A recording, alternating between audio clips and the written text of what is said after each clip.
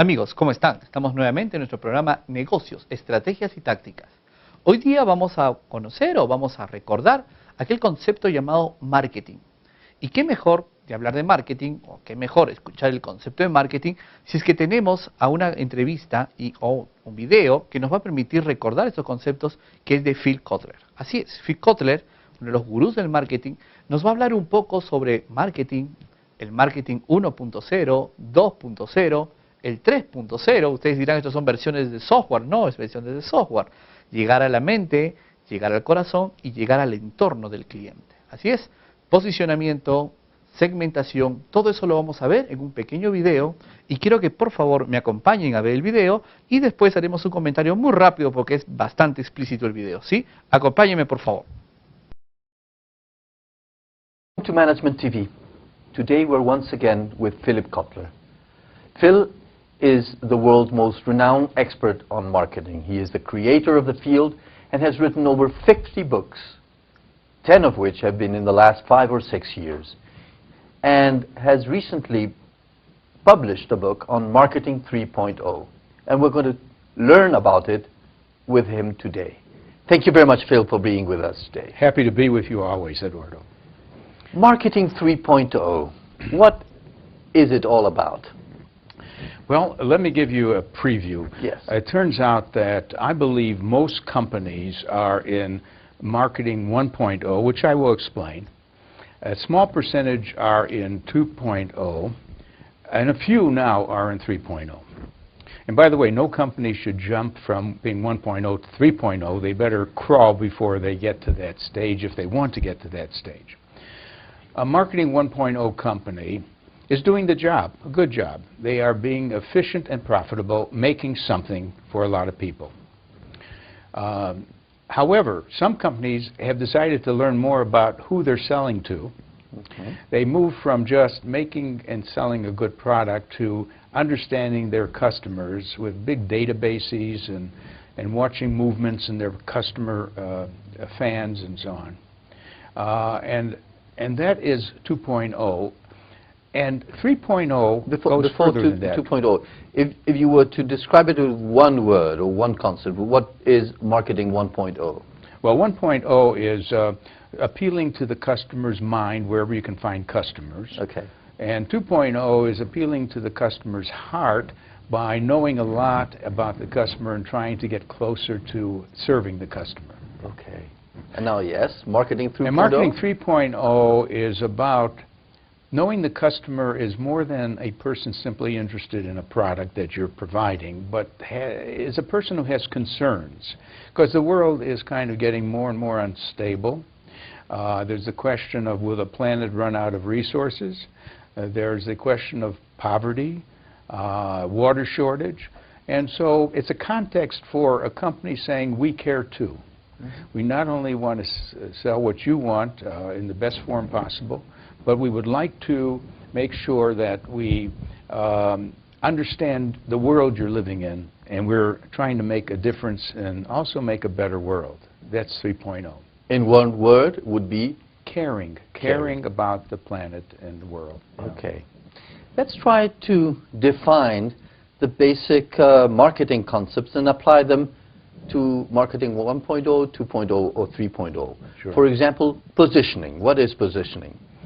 Well, positioning is letting your target customers know how you will differ from the other competitors in offering points of difference and not only points of parity. We use those terms.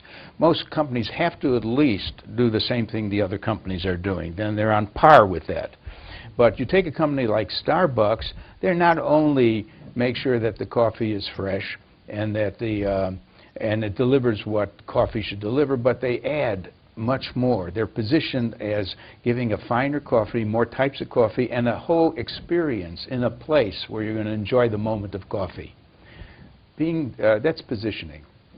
Segmentation. Segmentation is the recognition you can't serve everyone with equal satisfaction. I'll give you an example of that. McDonald's believes in a thing they call brand journalism. That is, they stand for this idea of QSCV. Let me explain. Their formula is always quality, service, cleanliness, and value. QSCV. But you know, what they should really emphasize differs from whether they're trying to reach the teenager, they're trying to reach the mother of children, the senior citizen. And so within the QSCV, they have a different but consistent message with the QSCV for each segment of the market. In both positioning and segmentation, the difference between marketing 2.0 and 3.0 is to add those dimensions of caring society and planet? Yes, right. When you're a 3.0, you also have to be a 1.0 and 2.0. There are more pillars to your marketing strategy. By all means. Okay. Don't become good at 3.0 without being good basically with your basic product and your customer understanding. The marketing mix. Yes. The 4 Ps. Yeah. Is it still a valid concept for the marketing 3.0? It is definitely still the basis of any brand plan.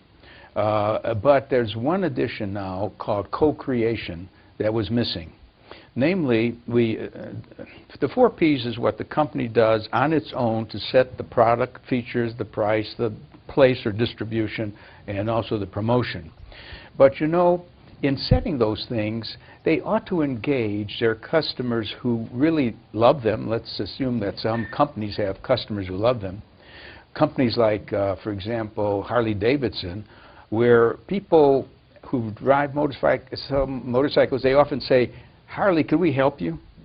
You're making the next motorcycle. We have some ideas. Can we hang around? We don't want to be paid. We just want to join you. What are successful companies doing to co-create with their companies, with their customers? Sorry. They're basically building a love affair with their customers, and I can say more about what we've learned about that. It's not only in a book, Love Marks, but there's a book called Firms of Endearment that have taught us how to turn on your own customers as well as your employees.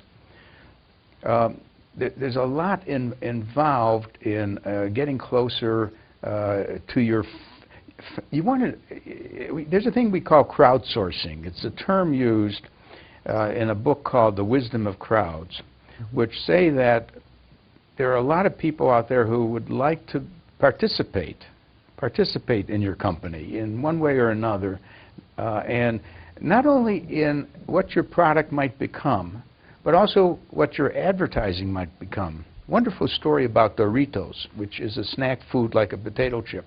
They decided not to use their advertising agency to develop a new ad campaign.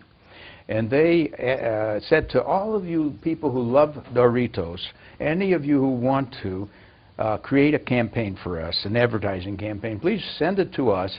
We will choose the best ones and reward you for it. And not only that, the very best one will be used for our next campaign, which means that they're bypassing the ad agency, and they ended up with a brilliant campaign that no ad agency would have probably, with its narrow interest in a few concepts, have come up with. That's crowdsourcing, getting the crowd to join you, or it's co-creation with your fans.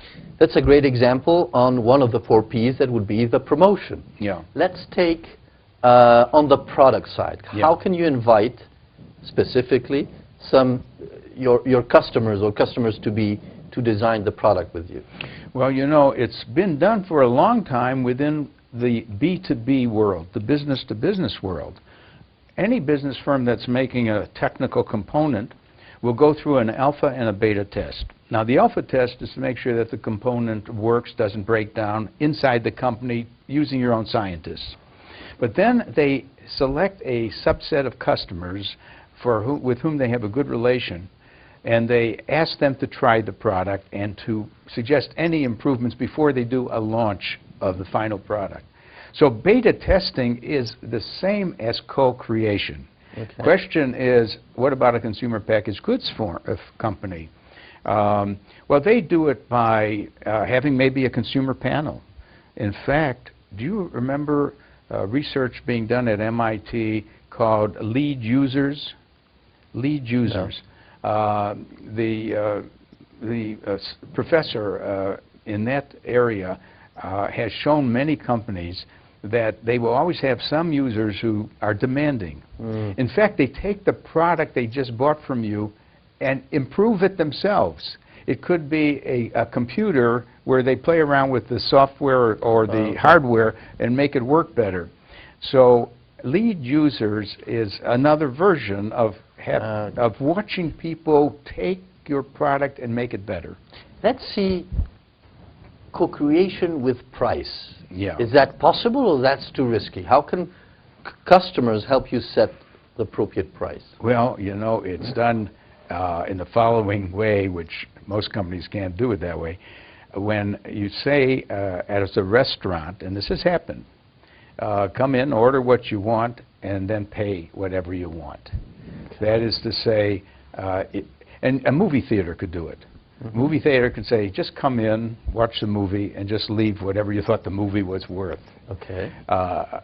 It hasn't spread, but it is a way of saying, let the customer be the judge of the value of the product.